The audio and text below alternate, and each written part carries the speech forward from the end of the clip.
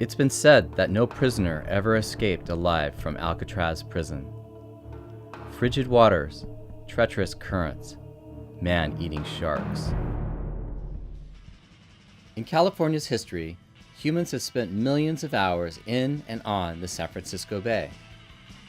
Swimmers, surfers, and other aquatic enthusiasts enjoy the water every day without encountering a shark, including members of the San Francisco Dolphin Club, who have been swimming and rowing in the bay year-round since 1877.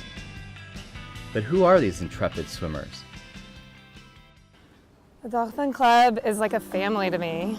It's a place that I come and swim and row and socialize, but mostly it's just my little escape from the real world. It's a bunch of nuts that swim in the bay in the cold water all year round, and we row and swim, and that's about it. We got about 200 active members that swim here every day. 5 in the morning is when we open, and they're lined up ready to get in. It's a home away from home. It's a sanctuary for most members. My main social contact is the club. If it wasn't for the swimming here, half the people in these two clubs would be on anti.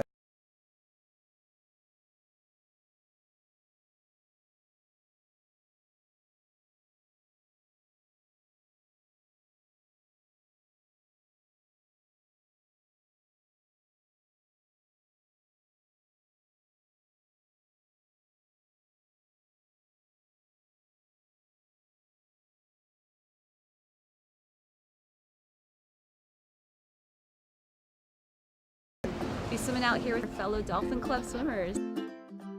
While the San Francisco Bay may be a relatively safe place for people, ironically, sharks are the ones in danger. Yet the myth of shark-infested waters and sharks as man-eaters persists. That's why we decided to swim for sharks. Shark conservationists from Sea Stewards and ocean enthusiasts from the Dolphin Club teamed up to raise awareness for sharks by swimming the shark-inhabited waters around Alcatraz Island. If we want to continue to enjoy the bay, we need to keep it healthy by preserving its top predators. It was a cool, foggy morning the day of the event, but the swimmers didn't waste time, and we jumped right in.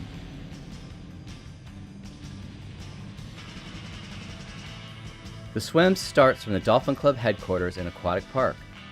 The swimmers head out and around Alcatraz and return back into the cove.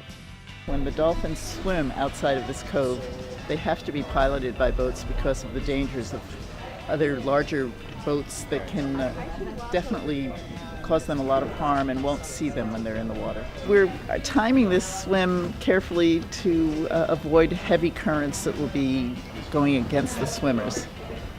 So what you do, you swim with slack water where the tide is just stopping and going the other way, and you just swim right in.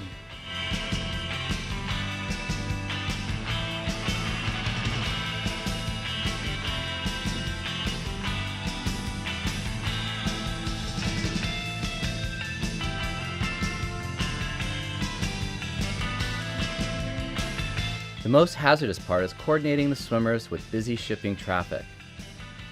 Our pilot boats go and communicate with the Coast Guard and vessel traffic to monitor the big shipping and let them know we're there.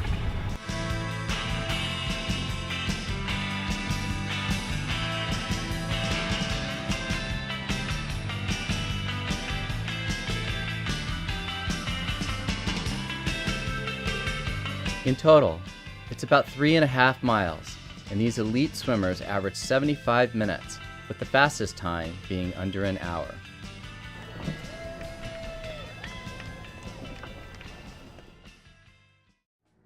During the period Alcatraz operated as a prison, most of the 36 escapees were killed or recaptured. At least 4 men drowned, and several suffered from hypothermia, but none were attacked by a shark.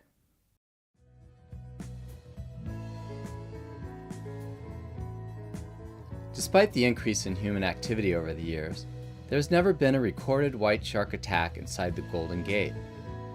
But the sharks are here. Researchers from the Tagging of Pacific Predators at Stanford University have recorded the presence of several white sharks inside the bay. For the swimmers, perhaps ignorance is bliss.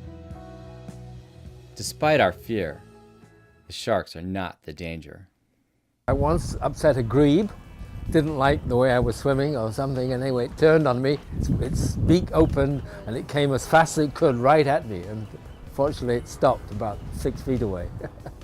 Yeah, for some reason in 2009 there were quite a few encounters with marine mammals. All of a sudden these sea lions just started attacking us. There was about 17 of us in the water, and most of us got hit. Well, certainly the sharks aren't the danger. The sea lions come next, and I think most of them want to play. The seals, especially the harbour seals, want to play. The sea lions, you hear stories about aggressive sea lions. I've had sea lions play with my feet, and harbor seals do the same and then swim underneath me, so I touch them on their back. They're very playful. They always upset you a little bit because you don't see them because the water's murky, so you only feel them. You just keep going, hope for the best. Although there are several species of sharks inhabiting the bay year-round, there has only been one recorded shark attack inside the bay.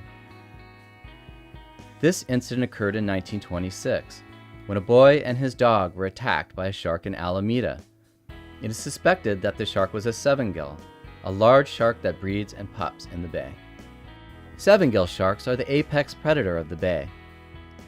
Aided by our partners of the Ocean Research Foundation, our team conducts tagging and growth surveys to learn more about this enigmatic species. We've tagged sharks up to 10 feet long and over 400 pounds in the very same waters where we swim for sharks. Research like this is absolutely vital because sharks are threatened around the world. Shark finning remains the single most grave threat to shark populations worldwide. An estimated 40 million sharks are killed every year for their fins alone. The demand for shark fin soup is utterly destroying large shark populations.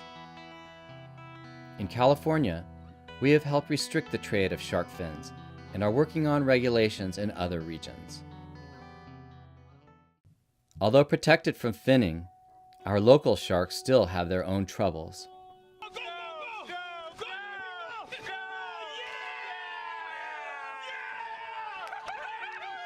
Once fished heavily, local sharks like seven-gill and soupfin sharks are still fished recreationally in what we know is an important nursery.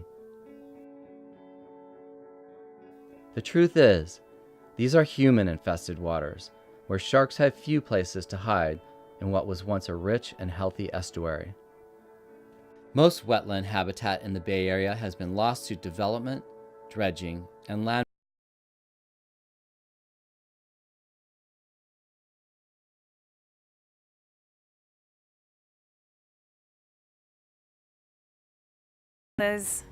During the highest tides is a nursery for small fish.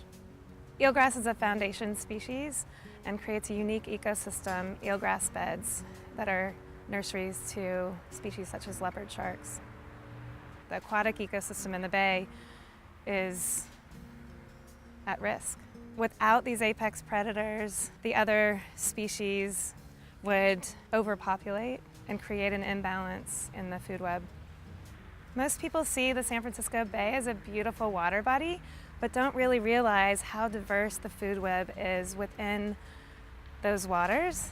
And if they only knew, I think they'd want to protect this ecosystem. The wildlife is what makes the San Francisco Bay a vibrant and dynamic ecosystem. Millions of visitors and residents enjoy the water from land and boats, sand and waves. If we want to continue to enjoy the bay, we have to protect its most important residents. Sharks keep the ecosystem healthy and balanced. In the past few decades, governments and nonprofits have made serious strides towards reducing pollution and other impacts on the bay. But much work remains. By bringing marine protected areas into the bay and establishing the first shark sanctuary in North America, we can ensure that sharks and the entire ecosystem thrive. If we don't work now, Many species of large oceanic sharks could go extinct in our lifetime. We won't let that happen. We will keep swimming for sharks and working for a healthy ocean in San Francisco Bay.